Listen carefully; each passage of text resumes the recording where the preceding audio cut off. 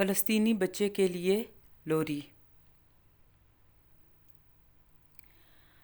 السلام علیکم ویورز،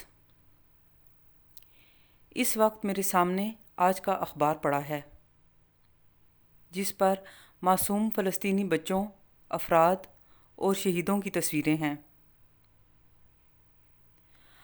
اخبار کے مطابق مقبوضہ بیت المقدس میں اسرائیلی فورسز کی جانب سے مسجد الاقصیٰ کے اندر نمازیوں پر حملوں کا سلسلہ پیر کے روز بھی جاری رہا۔ اسرائیلی فورسز کی فائرنگ اور گرنیڈ سے حملوں کے نتیجے میں 9 بچوں سمیت 21 افراد شہید اور 300 کے قریب فلسطینی زخمی ہو گئے، جبکہ فلسطینیوں کی جانب سے اپنے دفاع کے لیے اسرائیلی فورسز پر پتھراؤ کیا گیا۔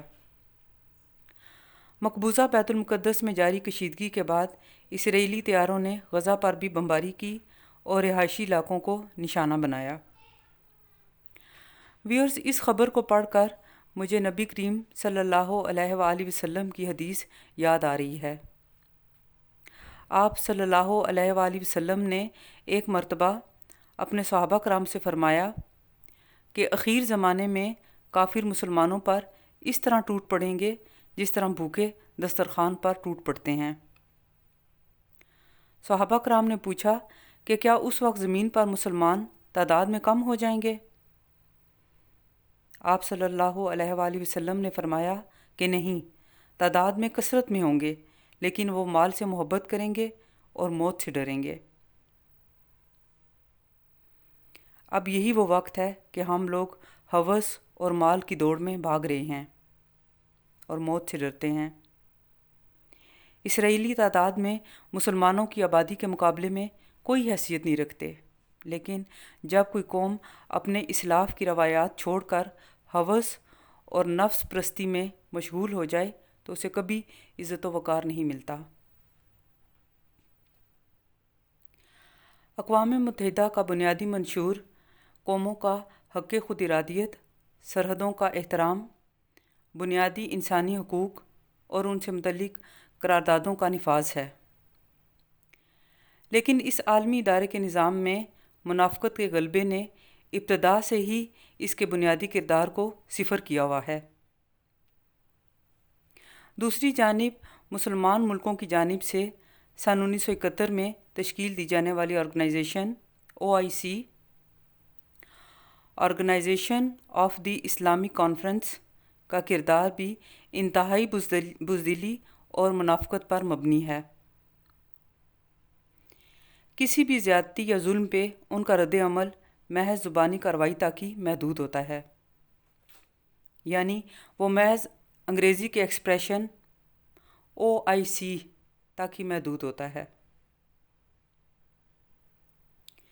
فلسطین میں معصوم بچوں، عورتوں اور نہتے افراد پر جو ظلم و ستم جاری ہے، اس کو دیکھ کر دل خون کے آنسو رو رہا ہے۔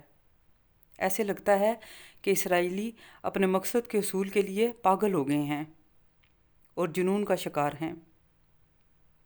چھوٹے چھوٹے بچوں کو خون اور تکلیف میں دیکھ کر کلیجہ پھٹنے لگتا ہے۔ جنگلوں کا بھی کوئی اصول یا قاعدہ ہوتا ہے، لیکن جب انسان درندگی پہ اتر آئے تو اس کی کوئی انتہا نہیں ہے۔ یہودیوں کا ازلی حسد اور اسلام دشمنی ابتدائی اسلام سے ہی روز روشن کی طرح عیاں ہے۔ اللہ تعالیٰ نے فرمایا ہے، وَمَكَرُوا وَمَكَرَ اللَّهُ وَاللَّهُ خَيْرُ الْمَاكِرِينَ، اور انہوں نے چالیں چلیں اور پھر اللہ نے تدبیر کی، بے شک اللہ بہترین تدبیر کرنے والا ہے۔ یہ ہمارا ایمان ہے کہ انشاءاللہ جس طرح اللہ تعالیٰ نے اپنے مرد مجاہد سلطان صلاح الدین ایوبی کے ہاتھوں قبلہ اول کو ظلم سے نجات دلائی تھی، وہ دن دور نہیں جب فلسطینیوں پر ظلم و ستم کو ختم کرنے والا گروہ اس ظلم کو ختم کروائے گا انشاءاللہ۔ ویورز، اللہ تعالیٰ کی تدبیر واقعی سب سے بہترین ہوتی ہے۔ وہ سارے کام خود کرتا ہے، بس چند اخلاص والے چنے ہوئے لوگوں کو شامل کر لیتا ہے اور انہیں اعزاز بخش دیتا ہے۔ بالکل اسی طرح جیسے ماں باپ کو اولاد کی نعمت سے خود ہی نوازتا ہے، اولاد کو خود ہی پالتا اور پرورش کرتا ہے، بس اس سارے کام میں ماں باپ کو شامل کر کے معتبر کر دیتا ہے۔ آخر میں فیض احمد فیض کی نظم فلسطینی بچے کے لیے لوری سے اپنی بات کا اختتام کرتی ہوں۔ مت رو بچے، رو رو کے ابھی تیری امی کی آنکھ لگی ہے۔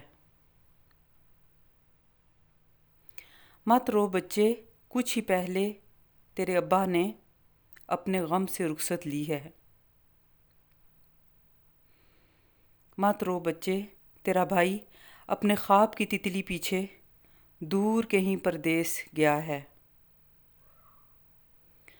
مت رو بچے، تیری باجی کا ڈولا پرائے پردیس گیا ہے۔ مت رو بچے، امی ابا باجی بھائی چاند اور سورج، تو گر روئے گا تو یہ سب اور بھی تجھ کو رلوائیں گے۔ تو مسکائے گا تو شاید سارے ایک دن بھیس بدل کر تجھ سے کھیلنے آئیں گے۔ آپ سب کا بہت شکریہ۔ اللہ حافظ۔